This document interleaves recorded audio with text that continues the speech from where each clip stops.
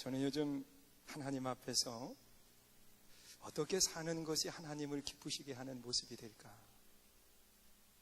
어떻게 사는 것이 내 삶에 있어서 후회하지 않는 그런 삶이 될 수 있을까? 하나님 앞에서 고민하면서 기도하고 한 달을 생활을 했습니다. 여러분, 앞선 신앙의 많은 사람들의 모습 속에서 정말 하나님이 기뻐하시는 생활이 어떤 것일까? 감리교회 창시자 요한 위슬레 목사님이 생활을 하셨던 그 영국이라고 하는 나라에 갔습니다. 거기에 갔는데 연세 많으신 어른 한 분이 우리를 안내하면서 그 위슬레 목사님이 생활을 하셨던 사택이라고 말하면서 우리를 안내를 해요. 그런데 지하에서부터 3층 아주 조그마한 건물이에요. 그런데 2층을 안내하면서 여기가 숙소였었노라고 그러면서 그분의 침대를 이렇게 보여주는데 침대가 조그마해요. 그분이 거의 홀로 생활을 하셨어요. 그리고 또한 그 옆에 그분이 기도했던 방이라고 이야기하면서 기도방으로 안내를 했어요. 그 방에는 아무것도 없고 가운데 동그라니 기도 의자 하나가 딱 놓여 있어요. 매일 새벽 4시에 일어나서 그는 변함없이 그 자리에서 기도했다는 거예요. 위슬레 목사님이 무릎 꿇었던 그 자리에 저도 무릎을 꿇고 그리고 기도하면서 하나님 앞에 하나님, 나도 그 열정, 나도 그 하나님의 열심을 가지고 위슬레 목사님이 생명을 바쳤던 것처럼 하나님, 나도 생명을 들여 하나님의 영광을 위해서 일하게 해주세요. 그러면서 나름 간절한 마음으로 기도를 했습니다. 그러면서 그분이 걸었던 그 여정들을 따라서 걸었어요. 영국에서 마지막 우리가 지점을 찍은 것이 요한 위슬레 목사님이 미국으로 선교사를 파송을 하는데 에즈베리 선교사를 파송을 해요. 그 마지막 떠났던 그 항구에 거기에 에즈베리를 기념하는 그 기념비가 거기 서 있습니다. 거기에 짤막한 글로 그분이 그 당시의 상황을 이야기하는 글이 적혀 있습니다. 이 에즈베리 선교사가 떠났던 항구는 조그마한 항구예요. 큰 배는 움직이지 못하는 조그마한 배가 떠나는 거예요. 그런데 그 항구에서 미국까지 가는 거리는 1735년도에 요한 위슬레 목사님이 조지아주 선교사로 파송을 받거든. 근데 그 당시에 이 요한 위슬레 목사님이 조지아주로 가기까지 2달이 걸렸다는 거예요. 큰 배가 아닌 조그만 배로 가기 때문에 2달 동안에 수없는 죽음의 고비를 넘겼음을 이야기합니다. 그런데 그곳으로 다시 에즈베리 선교사를 파송을 하는 거예요. 에즈베리 선교사는 조그만 배를 타고 위슬레가 갔던 그 길을 가면서 그는 자기의 생명을 내어놓은 겁니다. 그 선교의 열정을 가지고 말이에요. 그리고 난 뒤에 이제 미국으로 건너가서 반대로 이 에즈베리 선교사가 미국에 가서 선교했던 그 자리를 돌아봤습니다. 그가 거기에서 초대 감독이 돼요. 그래서 그 초대 감독으로 12명의 목사들을 최초로 세웠는데 그것이 이 미국의 어머니 감리교회라고 그렇게 표현을 하고 있어요. 교회 이름은 러브라인 메도디스트 처치라고 그렇게 써여 있는데, 그런데 그 에즈베리 그가 거기에서 처음 이제 연애를 모이게 되고 그 일이 있고 난 뒤에 이제 한국의 선교사를 파송하기 위해서 까우처 박사가 선교 헌금을 하는데, 이 민영이라고 하는 한국의 한 사람을 한국의 조선에서 미국으로 보내는 겁니다.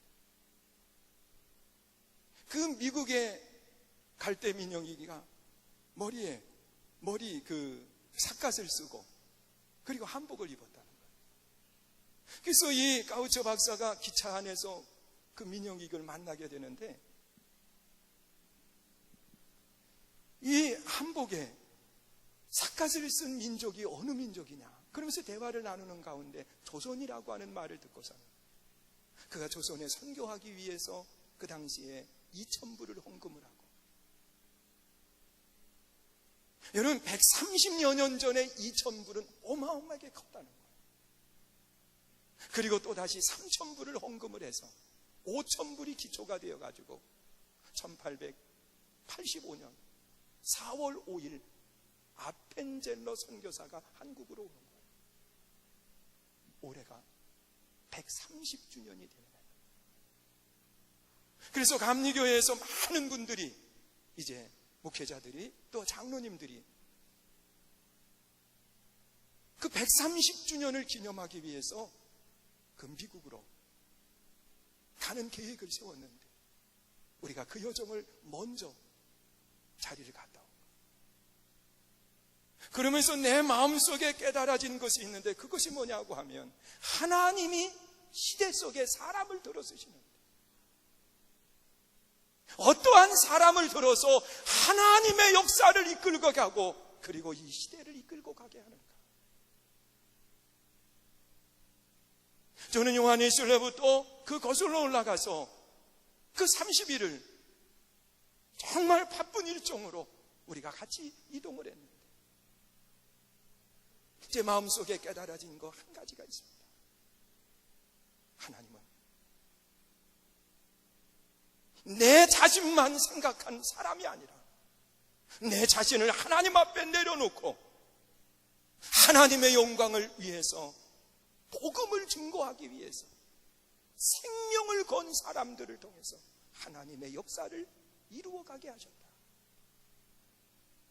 여러분, 요한일슬레 목사님이 생명을 걸고 세계는 나의 교구라고 하는 이 복음 전파의 사명, 그것을 가슴에 품었을 때 하나님이 그를 들어주셨다. 에즈베리 선교사가 자기의 생명을 걸고서는 영국에서 미국으로 건너가는, 그래서 복음을 전하는 그 열정을 가지고 하나님이 그를 들어주셨다. 까우처 박사가 자기의 재물을 하나님께 내려놓으면서 선교의 열정을 가졌을 때 하나님이 그를 들어주셨다.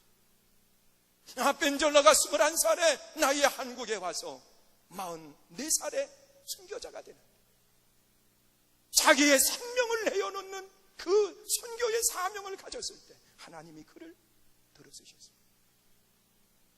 오늘도 하나님은 어느 한 사람을 찾고 계십니다. 그 한 사람이 누가 될까? 나는 한국으로 오는 그 가정 속에서 계속해서 그 하나님의 말씀을 내 마음속에 준비를 하면서 기도했어요. 그러면서 내 마음속에 하나님께서 한 시대에 정말 위대하게 썼던 사람이 누구일까? 저는 기도하는 가운데 이사야의 모습이 내 모습 속에 그려집니다. 여러분, 이사야라고 하는 한 사람은요, 하나님께서 누가 나를 위해서 정말 귀가 막힌 백성, 눈이 막힌 백성들에게 누가 가겠느냐고 이야기할 때 이사야는 하나님 앞에 그런 고백을 합니다. 내가 여기 있습니다. 나를 보내주십니다. 그러면서 정말 자기의 생명을 내어놓는 믿음의 고백을 했을 때 하나님이 그를 들어서 하나님의 역사에 참여자가 되게 하셨어요. 그런데 이 이사야가 하나님 앞에 가장 위대하게 쓰임받을 수 있었던 그때가 언제냐는 거예요. 이것은 오늘을 살아가는 우리들이 하나님 앞에 쓰임받기 위해서 내가 어떠한 신앙을 가져야 되는가를 말하고 있습니다. 이 이사야가 본문에 나타나 있는 말씀을 보면 1절에 우시야 왕이 죽던 해 그랬습니다. 우시야 왕이 죽던 해. 여러분, 이사야 선지자는 당시의 모든 사람으로부터 존경을 받는 제사장이요 선지자입니다. 거기다가 이 이사야는 우시야 왕과는 사촌지간입니다. 여러분, 그 당시에 왕이라고 하는 것은 최고의 권력을 가진 사람이에요. 제가 영국을 떠나서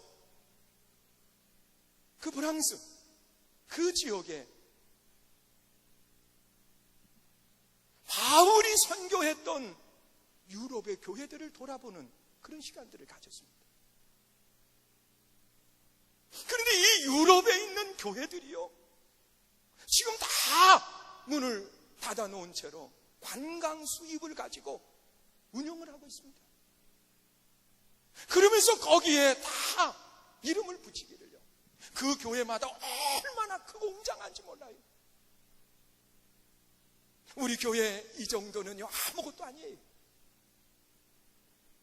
바닥에서 성전 한 층이요 30m가 되는 높이에요. 그걸 다 돌로 어마어마하게 웅장하게 지었습니다. 나는 거기서 기도하면서 하나님, 이런 교회 하나만 인천에 옮겨지게 해달라고 기도했는데 500년이 넘은 교회들이에요. 500년이 넘은 교회 그대로 있는 거예요. 그러면서 그들이 뭘 하고 이야기하냐고 하면, 이 교회는 왕 몇 세 그가 여기에서 결혼을 했고, 여기에서 죽이식을 했고, 여기에서 장례를 치렀고, 그러면서 다 교회마다 그 당시의 왕족들이 거기에서 행사를 치루었던 것을 자랑하고 있어요. 그런데 무엇은 없느냐? 하나님은 없는 거예요. 여러분, 우리가 신앙생활을 하면서 정말 하나님이 위대하게 쓰는 사람은 누구냐? 나를 내려놓는 겸손함이 있을 때, 낮아짐이 있을 때 하나님은 나를 들어서 쓰신다는 거예요. 여러분, 이사야가 왕, 그가 사촌이고 권력과 힘을 가진 사람이지만 하나님이 그때에 그를 들어 쓰신 것이 아니라 그가 다 내려놓는 우시야 왕이 죽던 그 해에 하나님이 그를 들어 쓰시는 겁니다. 요한 웨슬레 목사님이 당시의 최고의 대학인 옥스퍼드 대학을 정말 우수한 성적으로 졸업을 하고 거기에 교수가 됩니다. 그리고 홀리클럽을 조직을 해가지고 거기에서 경건 신앙생활을 합니다. 우리가 옥스퍼드 대학도 방문을 했는데 옥스퍼드 대학 안에 옥스퍼드 시가 있습니다. 우리가 이해할 수 없는 거잖아요. 그런데 옥스퍼드 대학 안에 옥스퍼드 시가 있어요. 그게 시예요. 거기에 중심에 웨슬리 채플이 세워져 있습니다. 여러분, 한 사람을 기리기 위해서 대학 안에 교회를 세운다고 하는 것이 쉬운 일은 아니에요. 그런데 그만한 업적을 가졌기 때문에 대학 안에 웨슬리 채플을 세웠어요. 여기에서 경건 신앙 생활을 했음을 이야기하고 있습니다. 또한 조지아주 선교사로 나가는 그 신앙의 열정도 있었는데 하나님은 이런 요한을 쓰지 않았습니다.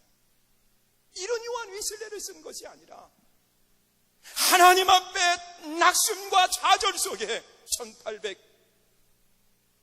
1738년도 그가 이스인트폴 성전에서 수요일 저녁 예배를 드렸어요. 그런데 은혜를 받지 못하고 낙심과 좌절 속에 그가 걸어서 5분 정도 거리에 있는 모라비안 교도들이 예배하는 자리로 간 겁니다. 허탈감 때문에 미국 선교사로 나가서 실패하고 돌아왔어요. 한 여인을 좋아하다가 그가 실패자가 돼서 돌아왔어요. 돌아오는 길에 죽음의 고비를 넘기면서 두려움에 떨고 있을 때 모라비안 교도들은 찬양하는 모습들을 보면서 나는 뭔가 허탈한 마음으로 이 올더스 게이트, 모라비안 교도들이 예배하는 그곳으로 갔을 때 거기에서 성령의 뜨거운 체험을 하는 겁니다.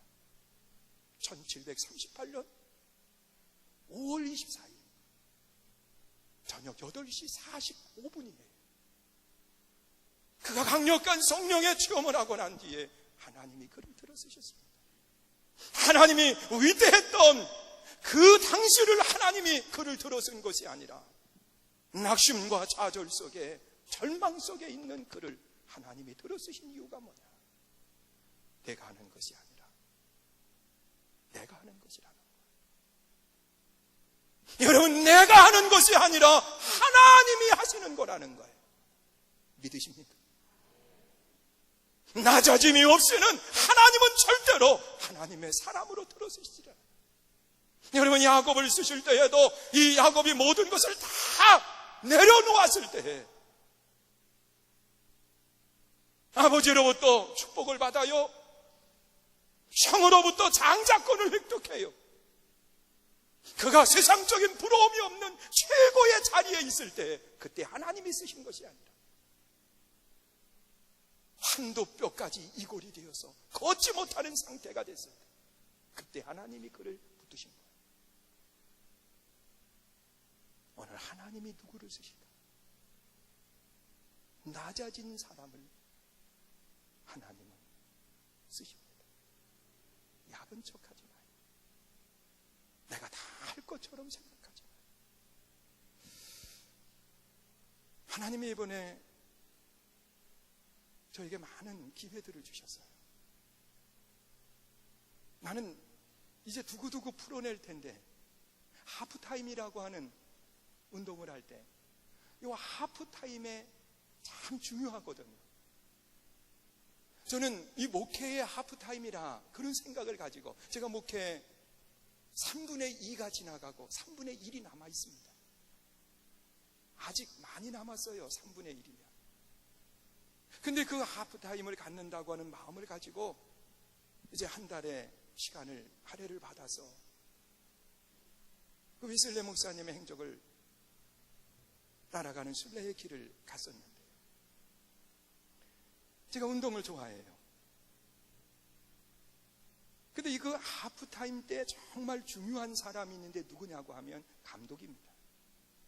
어떤 감독이 하프타임을 사용하느냐에 따라서 선수들이 달라져요.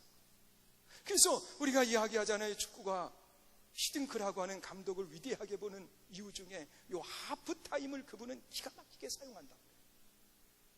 그래서 그 시간에 지나간 것에 대해서 이야기도 해주고 그리고 앞으로 있을 후반전에 대해서 이야기하고 작전을 짜고 그리고 선수들의 등을 두들겨주면서 격려도 하고 그 시간을 사용해요. 그런데 하나님이 내 하프타임 이 시간 속에 하나님이 감독이 되셔서 나를 어루만져 주시는 모습들을 많이 보았어요. 그리고 코치들을 잘 만나야 되는데 2명의 코치를 만났어요. 2사람의 친구들이에요. 그 사람이 내 코치가 돼요. 왜냐고 하면 나는 참 단순합니다. 그냥 하나면 하나밖에 몰라요. 둘을 생각 못해요. 그러니까 당장 눈에 보이는 것만 가지고 움직이는 게 내 모습이었어요.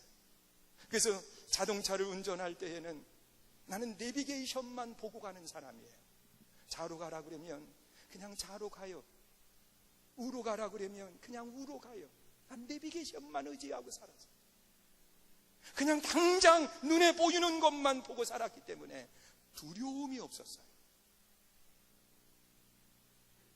그런데 친구 목사님들이 운전을 차를 렌터해가지고 운전을 하는데 나는 앞만 보고 가니까 안 된다는 거예요. 그래서 나는 계속 기사 두고 한 달을 생활을 했고 그 2사람은 기사가 되어가지고 나를 안내를 했는데 이분들이 한쪽은 운전석에 앉고 한쪽은 조수석에 앉아가지고서는 계속 내비게이션을 오므렸다 느렸다 그거라는 거예요.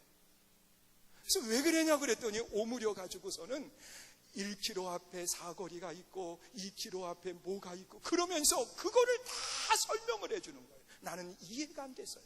왜? 나는 가라는 대로만 갔으니까. 그래서 그분들을 통해서 내가 깨달은 게 뭐냐면 아하, 오므렸다 느렸다도 해야 되는구나. 그걸 배웠어요. 그러면서 내가 그분들에게 그런 이야기를 했어요. 당신들은 미래를 오므렸다 느렸다 하면서 보기 때문에 두려움 속에 도전하지 못했지만 나는 오늘만 보니까 두려움도 없습니다. 그래서 나는 교회를 7번이나 졌다고. 그러면서 우스갯 이야기를 했는데 나는 그 코치들을 통해서 많은 것을 배웠어요. 목회 후반전은 이제는 앞만 보고서는 가는 그런 어리석음이 아니라 미래를 계획하고 미래를 설계하면서 보아야 되겠구나. 근데 그분들한테 그 이야기를 했어요. 좋은 코치를 만났어요. 하나님의 좋은 감독을 만나서 하나님께서 격려까지 해주시는데요. 제가 시간은 잘 지키니까 걱정하지 마시고요. 간증을 조금 해야 그래도 갔다 온 값을 하는 것 같아가지고요. 한국에서 비행기를 타려고 이제 공항을 나갔어요. 우리 교인들이 데려다 주지 않아가지고 다른 교회 차 타고 갔어요. 올 때는 어느 교회는 장로님들이 다 오셔가지고 에스코트 해가지고 가는데 나는 올 때도 다른 분 차 타고 왔어요. 우리 교인들만 안 나왔어요. 안식년 갔다 오는데. 근데 이제 비행기를 타고 미국까지 거쳐갔어요. 영국을 가는데 미국 거쳐가면 싸대네요. 공항 그 비행기 요금이요. 그래서 이제 미국 거쳐서 미국에 조금 머물렀다가 영국으로 이렇게 갔는데 대한항공 그래도 괜찮은 걸 끊어가지고 타고 가는데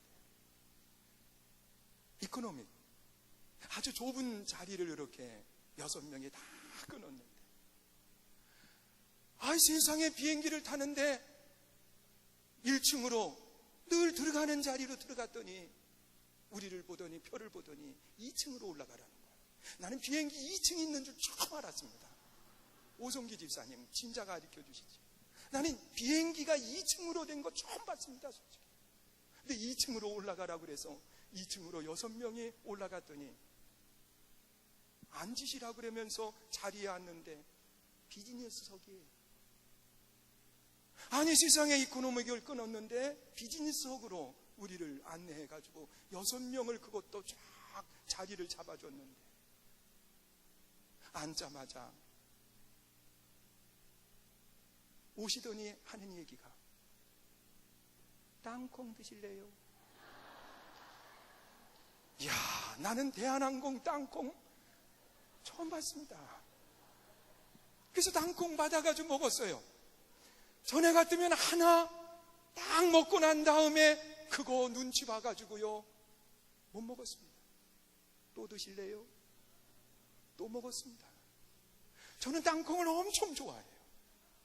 그래서 계속 얘기할 때마다 받아 먹었어요. 땅콩 좋더라고요. 대한항공 거. 그랬더니 하는 이야기가 더우신 것 같은데 외투 걸어놓을까요? 나는 비행기 안에서 외투를 걸어놓는 거 처음 봤습니다. 그러더니 제 외투를 가져다가 안에다 걸어놓고 내릴 때 갔다가 주시더라. 밥 먹는 것도요 스프 나오지요. 조금 있으니까 본 음식 나와요. 조금 있으니까 후식도 나와요. 그러면서 더 드실래느냐고 계속 물어보는데 얼마나 미안했는지 몰라요. 얼마나 죄송했는지 몰라요. 왜냐고 하면 조금 내고 이렇게 많은 것을 누릴 수 있으니까. 그러면서 우리 6명이 그런 이야기를 했어요. 당신들 내 덕 받는 줄 알아? 왜냐고 하면 내가 교회를 7번 짓고 고생하면서 어려운 일을 이제 다 마치고, 그리고 이 하나님 앞에 시간을 받아서 가는 여정 속에 나 때문에 하나님이 여기로 옮겨준 줄 알아. 그리고 얘기를 했더니 친구 한 분이 그런 얘기를 해요. 박 목사님, 착각하지 마. 나는 목회 30년을 했네. 30주년 얼마나 긴 건 줄 아나. 그래서 나 때문에 30주년 기념으로 이 표를 바꿔준 거예요. 그러니까 다른 친구 목사님이 웃으면서 그런 소리 마. 표는 내가 끊었어. 그래도 여러분, 하나님의 격려하심을 느낄 수 있었어요. 얼마나 감사했는지 몰라요.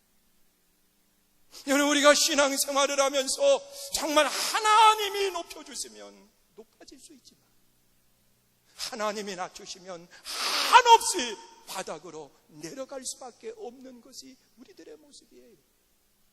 때로는 하나님이 우리에게 누리라고 말씀하시는 것을 누리지 못하는 어리석음을 가질 때도 있어요.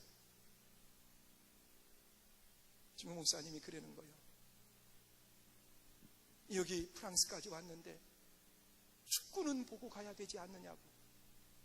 그래서 한국에 있는 이제 집사님에게 전화를 해가지고 구할 수 있느냐고. 그랬더니 나중에 연락이 왔어요. 표가 됐다고. 영국에 있는 집사님을 통해 가지고 표를 구해 놓은 거예요. 그래서 축구장에 가는데, 나는 축구장에 사람이 그렇게 많이 오는 줄 처음 봤어요. 우리나라는 가보면 텅텅 비어가지고 그냥 아무 때나 들어갈 수 있는데, 거기는 딱 표 검사해가지고 들어가면 여기다가 뭐 채워주더라고요. 그게 이거를 바꿀 수도 없는 거예요. 근데 거기 가기 전에 우리들이 걱정을 했어요. 운동장 가면 파킹하기도 어렵고 막 그런데, 그러면서 걱정을 하면서 우리 숙소로 딱 들어가는 순간에 환호성을 지르고, 축구장하고 숙소가 200m 떨어졌어요. 거기 있는 줄도 모르고 간 거예요, 우리는. 그래서 거기에서 하룻밤을 재우는 거니까 차는 그냥 숙소에다 파킹하고, 거기까지 가는 거는 걸어서 금방 가니까 우리 들어가기 전에 배불리 먹고 가자. 응원하고 그러는 배불리 먹고. 그래서 그날따라 거기서 눈치 보면서 컵라면, 그것도 1인당 2개씩 끓여가지고서는 배가 부르게 먹었어요. 얼마나 잘 먹었는지 몰라요. 든든히 먹고서는 신이 나가지고서는 운동장을 다 들어갔는데 기절할 뻔했어요. 그분이 끊어준 그 표가 우리가 앉는 그 자리 앞에 구단주가 앉아 있는 거예요. 최고로 좋은 좌석을 우리에게 허락해요. 그래서 구단주 밑에서 응원 같이 이렇게 하는데, 그분은 계속해서 선수 체크하더라고요. 옆에 비서가 선수 체크하면서 저 사람은 안 돼, 저 사람 끌어와야 돼, 뭐 그런 거 하더라고요. 그리고 난 뒤에 하프타임이 됐을 때 또 한 번 기절했어요. 뒤에 갔더니 먹을 게 다 차려 있는 거예요. 햄버거서부터 없는 게 없는 거예요. 최고로 좋은 자리를 갔더니 세상에 거기 음식들이 다 차려 있는, 우리는 그림의 떡인 거예요. 왜? 국수가 불기를 시작을 하는데 견딜 수가 없어가지고 셋이서 얼마나 웃었는지 몰라요. 그러면서 아무것도 먹지 못하고 나오면서 그런 얘기를 했어요. 내가 하려고 했기 때문에 하나님이 예비하심도 누리지 못하는 어리석음을 가질 때가 있다는 거예요. 여러분, 저는 그냥 이야기하지만 우리 한번 생각해 보세요. 하나님이 어떤 사람을 기뻐하실까? 오늘 본문 속에 나타나 있는 두 번째 말씀을 보면 단순한 사람을 하나님이 기뻐하십니다. 하나님은 복잡한 사람이 아니라 하나님은 단순한 사람을 기뻐하십니다. 하나님이 예비하심을 믿어야 돼요. 하나님이 함께하심을 믿어야 돼요. 하나님이 역사하심을 믿어야 돼요. 여러분, 내 가는 여정 속에 때로 힘들어요, 어려워요. 그러나 분명한 것은 하나님이 그렇게 말씀을 해요. 내가 너보다 앞서 가겠노라고 말씀. 여러분, 다윗이라고 하는 한나라의 왕은 여호와는 나의 목자시니 내가 부족하지 아니하리라. 그가 나를 푸른 풀밭으로 그런 맑은 시냇가로 나를 인도하시는. 때로는 내가 사망의 운치만 골짜기로 다닐지라도 해를 두려워하지 않을 것은 주께서 나와 함께 하십니다. 하나님이 내 길을 예비하시고 하나님이 내 삶을 주관하신다는 것. 다 가졌습니까? 아니에요. 낮은 자리, 단순한 자리에 내가 있어요. 여러분, 순수함을 가진 사람의 삶의 모습을 보세요. 여러분, 세상 속에서 생활할 때에는 항상 왜라고 하는 단어를 붙여야 돼요. 저 사람이 왜 성공했을까? 저 사람은 왜 안 됐을까? 그러면서 왜라고 하는 단어를 붙이면서 생활을 해야 되지만 신앙은 왜가 없습니다. 예만 있습니다. 한나는 하나님께서 노아에게 너 산에 올라가 방주를 지어라. 지금 같으면 산에 방주 있습니다. 나는 산 꼭대기에 있는 방주 봤습니다. 속초에 가시면 산 꼭대기에 배 호텔이 있습니다. 산 꼭대기 있습니다. 그런데 그 당시에 배를 산에다 짓는다라고 하는 것은 어리석기 이를 데 없는 사람입니다. 왜냐하고 하면 옮길 수 있는 방법이 없기 때문에. 그 배는 쓸모없는 배이기 때문에 그래요. 그런데 하나님이 노아에게 배를 만들어라. 예, 120년 동안 순종했습니다. 왜요? 그것이 아니라 단순해야 돼요. 아브라함에게 하나님이 말씀하십니다. 100세에 난 아들 이삭을 제물로 드려라. 왜요? 왜 하나님 줬다 뺏어갑니까? 아니요. 아브라함은 그리고 떠났습니다. 하나님이 여러분들에게 묻습니다. 너 나를 위해서 생명 드릴 수 있느냐? 왜요? 하나님은 단순하게 예라고 하는 사람을 찾고 있습니다. 여러분, 아펜젤러 목사님이 한국에 올 때에 정말 피 끓는 청춘입니다. 생명을 걸고 이 땅에 왔습니다. 제가 그 아펜젤러 목사님이 신앙생활했던 그 교회를 방문을 했습니다. 최근에 발견된 곳이에요. 거기에 가본 사람이 그리 많지 않아요. 거기에 200년이 넘은 교회가 그대로 있습니다.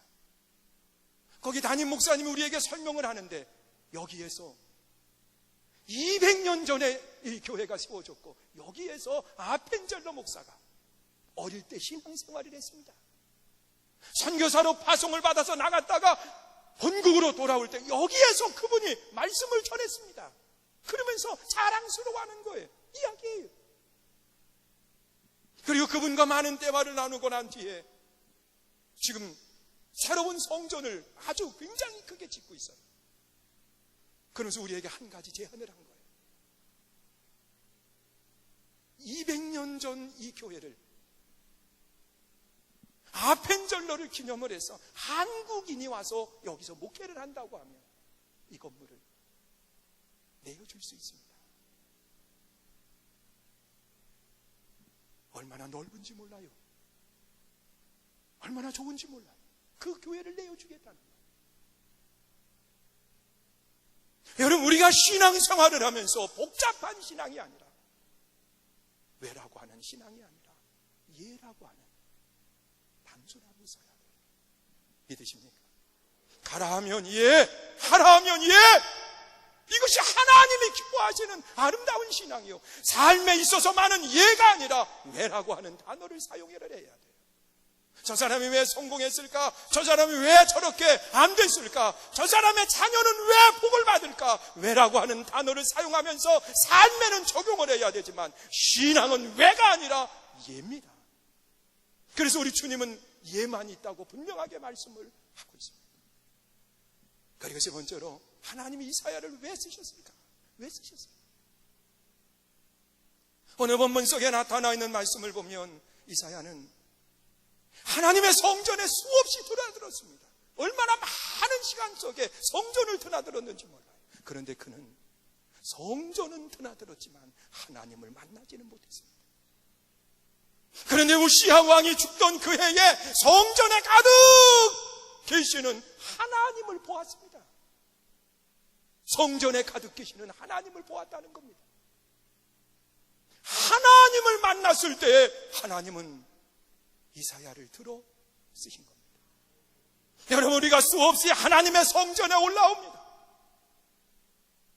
여러분, 요한 웨슬레 목사님도 옥스포드에서 최고의 학문을 공부를 했고, 또한 미국으로 선교사로 파송을 받는 그러한 열정도 있었지만 그는 하나님을 만나지 못했습니다.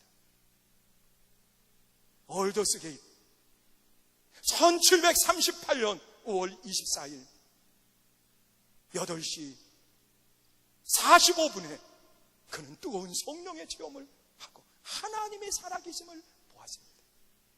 그리고 난 뒤에 자기의 생명을 바쳤습니다. 나는 오늘 여러분들이 하나님의 성전에 올라와서 오늘 하나님을 만날 수 있는 일꾼이 되시기를 축원합니다. 하나님을 만난 사람마다 하나님의 역사하심에 사용된다는 사실입니다.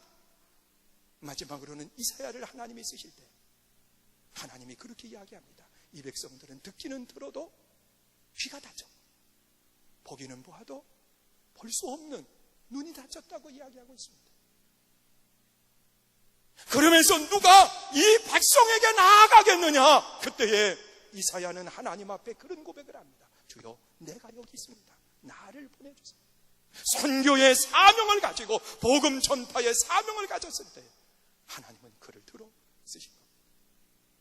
요한 웨슬레 목사님의 선교의 사명, 에즈벨리가 선교의 사명을 가지고 선교사로, 가우초 박사가 선교적인 사명을 가지고 자기의 물질을 헌신하고, 아펜젤러가 선교의 사명을 가지고 한국에 와서 44살의 선교자가 되고, 선교의 사명을 가진 사람을 통해서 역사를 끌고 갔습니다. 우리 선교중앙교회가 왜 이름만의 선교를 가지고 있는가? 우리가 이름만의 선교중앙교회가 아니에요. 정말 하나님이 기뻐하시는 아름다운 일을 위해서 내가 파송받는 일꾼이 되시기를 축원합니다. 여러분, 세계로 나가야만 파송받는 것이 아니라 내 가정을 구원하고 내 옆 사람을 구원하고 나와 함께 있는 모두를 구원하는 것, 이것이 선교사의 사명을 갖는 신앙인의 모습입니다. 오늘 하나님은 한 사람을 찾습니다.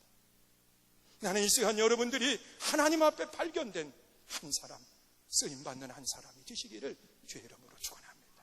오직 주의 사랑에 매여